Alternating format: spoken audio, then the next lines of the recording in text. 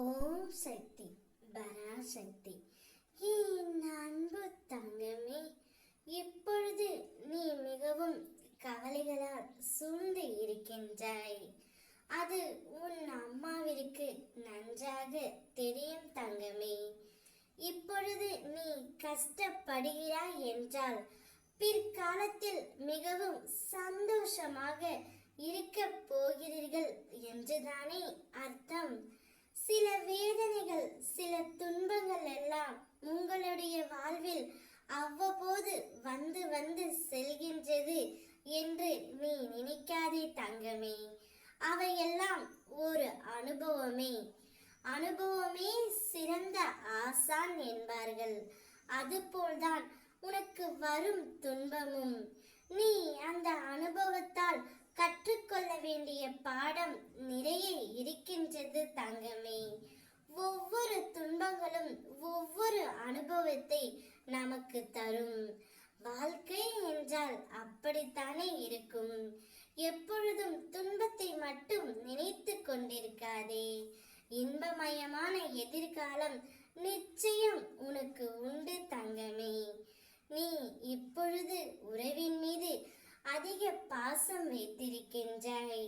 உன் துணையின் மீது அளவு கடந்த அன்பு வைத்திருக்கின்றாய்.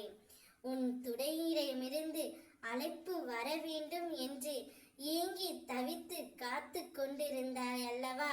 அதனால்தான் இப்பொழுதே நீ யாரிடம் பேச வேண்டும் என்று காத்திருந்தாயோ அந்த நபரிடமிருந்து உனக்கு அழைப்பு வரப்போகின்றது. இது நிச்சயம் இன்றே நடக்கும் தங்கமே. நான் இருக்கின்றேன் அல்லவா? நான் உனக்கு வாக்கு அளித்தால் அது நிச்சயம் உனக்கு நடந்தே தீரும்.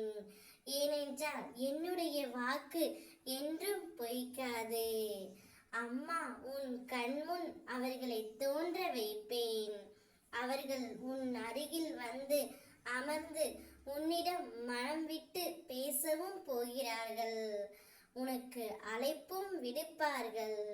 நிச்சயம் உன்னுடைய வாழ்க்கையில் நீ முன்னேறித்தான் செல்ல போகின்றாய். நிரந்தரமில்லாத இவ்வாழ்க்கையில் அனைத்துமே சந்தோஷமாக ஏற்றுக்கொள்ள பழகு தங்கமே. நிச்சயம் உனக்கானவரிடமிருந்து அழைப்பு வரும். அந்த அழைப்பால் நீ மிகுந்த மன மகிழ்ச்சியில் திகழப் போகின்றாய். அதை பார்த்து உன் அம்மா நான் சந்தோஷப்பட போகின்றேன். இந்த பிறவியில் அவர்தான் உன்னுடைய நிரந்தரமான துணை. அவரே உனக்கு அழைப்பும் விடுப்பார். நல்லதே நினை, நல்லதே நடக்கும். ஓம் சக்தி பராசக்தி.